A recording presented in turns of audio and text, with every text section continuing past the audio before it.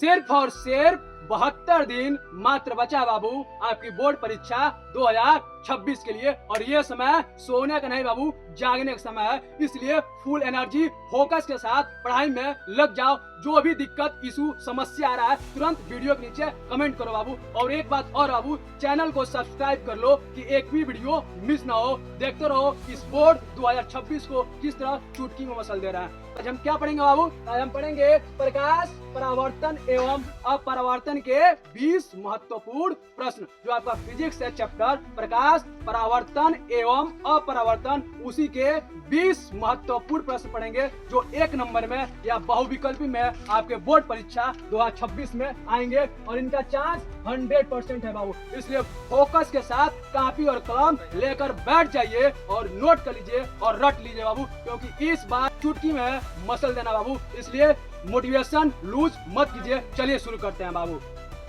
परावर्तन का नियम कितने हैं? पहले ही आ रहा हूँ, परावर्तन के नियम कितने हैं? बिल्कुल इसी में लिख देंगे 2। क्या एक नंबर में आ जाएगा नहीं तो बहुविकल्पी में आ जाएगा। क्या लिख देंगे? 2। परावर्तन के कितने नियम होते हैं बाबू? तो 2 होते हैं। दूसरा प्रश्न देखो, उत्तल दर्पण से बनने वाली छवि कैसी होती है? क्या पूछ रहा है? उत्तल दर्पण से बनने वाली छवि कैसी होती है? तो लिख देंगे बाबू आभासी, सीधी और छोटी। कैसी होगी? आभासी होगी, सीधी होगी और छोटी होगी। तीसरा प्रश्न देखो, अपवर्तन किस कारण होता है? क्या पूछ रहा है बाबू? अपवर्तन किस कारण होता है? तो देख लो, प्रकाश की गति बदलने से। प्रकाश की गति बदलने से बाबू अपवर्तन होता है। चौथा देखो, किसमें प्रकाश की गति अधिक होती है, कांच में या वायु में? क्या पूछ रहा है? किसमें प्रकाश की गति अधिक होती है, कांच में होती है या वायु में? क्या लिख देंगे बाबू? बिल्कुल इजी में वायु लिख देंगे, फुल नंबर मिल जाएगा। पांचवा प्रश्न देखिए, प्रकाश की किरण मुड़ने पर क्या कहते हैं? जब प्रकाश की किरण मुड़ती है बाबू तो उसको क्या कहते हैं? क्या कहते हैं बाबू? कहते हैं अपवर्तन। क्या बोलते हैं? अपवर्तन बोलते हैं। अगला प्रश्न देखिए, वास्तविक छवि कहाँ प्राप्त होती है? क्या पूछ रहा है? वास्तविक छवि, वास्तविक मीन्स रियल छवि कहाँ प्राप्त होती है? कहाँ प्राप्त होती है बाबू? लिख देंगे पर्दे पर। आपका एक नंबर कोई नहीं काट के ले जाएगा। चलिए 7वां प्रश्न देखिए, पानी में डूबी वस्तु वास्तविक से ऊंची क्यों दिखती है? पानी में कोई वस्तु को डुबाएंगे जो वास्तविक होगा उससे थोड़ा ऊंची दिखेगी। ये किसके कारण होता है? उसी को पूछा है। लिख देंगे अपवर्तन के कारण। किसके कारण बाबू? अपवर्तन के कारण। अथवा देखिए, इंद्रधनुष बनने में कौन सी प्रक्रिया शामिल है? इंद्रधनुष जो बनता है बाबू उसमें कौन सी प्रक्रिया शामिल होती है? कौन सी प्रक्रिया बाबू? लिख देंगे अपवर्तन प्लस परावर्तन प्लस विकिरण। तीनों हो रहा है, अपवर्तन प्लस परावर्तन प्लस विकिरण।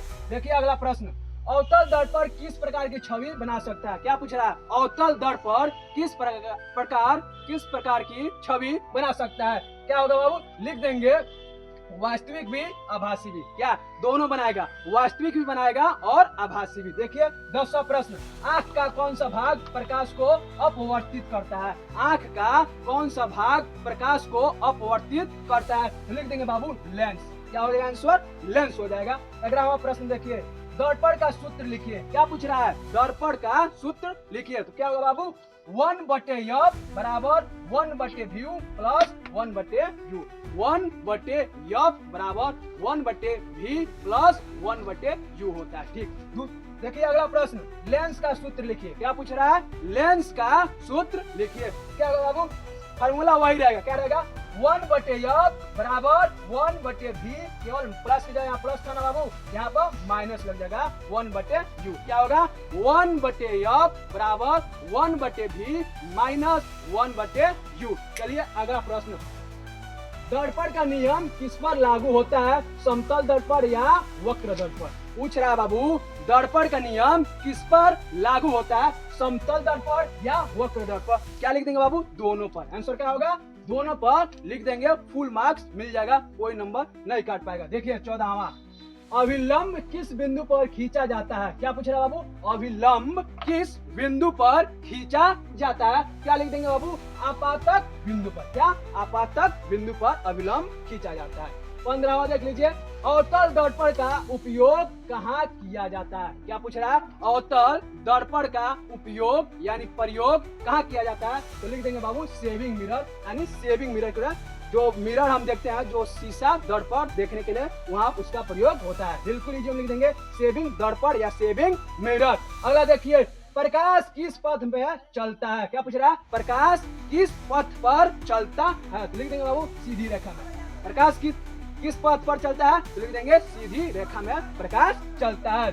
17वां देखिए, किसी वस्तु का प्रतिबिंब दाएं बाएं उल्टा किस दर्पण में दिखता है? क्या पूछ रहा है? किसी वस्तु का प्रतिबिंब दाएं बाएं उल्टा किस दर्पण में दिखता है? क्या लिख देंगे बाबू? हो जाएगा आपका आंसर समतल दर्पण। कौन सा दर्पण बाबू? तो समतल दर्पण। देखिए 18वां प्रश्न, I इक्वल टू आर किस नियम का कथन है? क्या पूछ रहा है?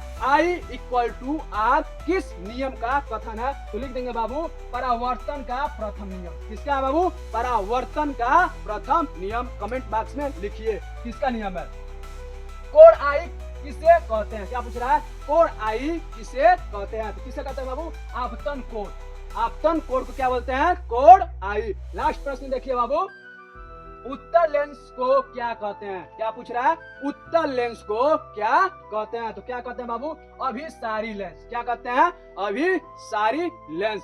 ये जितने भी प्रश्न थे बाबू, ये आपके बोर्ड 2026 में आ सकते हैं। इनका चांस 100% है, क्योंकि ये पिछले 15 साल से लगातार पूछे जा रहे हैं बोर्ड में। इसलिए इनको फोकस के साथ देख लीजिए, नोट्स बना लीजिए और रट लीजिए बाबू। और पढ़ाई में अब कोई कमी नहीं छोड़िए, क्योंकि सिर्फ और सिर्फ मान लीजिए आपका 72 दिन बचा है और देखते रह जाएंगे तो ये भी दिन चला जाएगा और कुछ कर नहीं पाएंगे। क्योंकि ये समय क्या दिखाने का समय है लोगों को, हम में भी वो पावर है, वो दम है कि हम भी 90+ ला सकते हैं। बिल्कुल आ सकता है बाबू। पूछेंगे सर क्या अभी से आ सकता है? तो बिल्कुल आ सकता है बाबू, अभी भी आ सकता है। इसलिए जुट जाइए। जो भी इशू, जो भी दिक्कत किसी भी चैप्टर से, किसी भी विषय से आ रहा है, तुरंत हमसे पूछिए। वीडियो में तुरंत कमेंट कीजिए, ऑन द स्पॉट आपका रिप्लाई दिया जाएगा, आपके सॉल्यूशन दिया जाएगा। इसलिए पढ़ाई में कोई दिक्कत नहीं होना चाहिए। और हमारे चैनल को सब्सक्राइब जरूर कर लीजिए, क्योंकि अगला वीडियो मिस न हो जाए। क्योंकि डेली इसी तरह महत्वपूर्ण प्रश्न का वीडियो हमारे चैनल पर अपलोड किया जा रहा है, जिससे आपका परसेंटेज इंक्रीज होगा। इसलिए हमारे चैनल को जरूर सब्सक्राइब कर लीजिएगा। मिलते हैं बाबू आपसे कल शाम 6 बजे। तब तक पढ़ाई करते रहिए। धन्यवाद।